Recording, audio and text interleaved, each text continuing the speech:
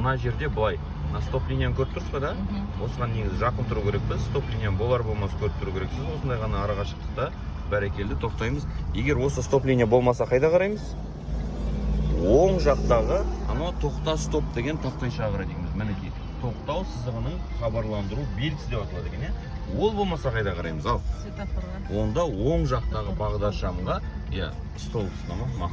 оң жақтағы бағдаршамға 3-5 метр жетпей тоқтайды екенбіз. Түсінікті ғой да?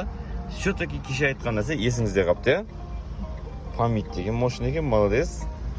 Қазір енді бұл жерде жүру бағдарына қарайтын болсақ, 3 полоса да солға кетеді екен. Біз әтеге ортамен тұрып алғанбыз. Сол жақта қашен, оң жақта пішен тұр. Екі жақта біз ортада бақытты болып бұрыламыз, Құдай қаласа. Хорошо?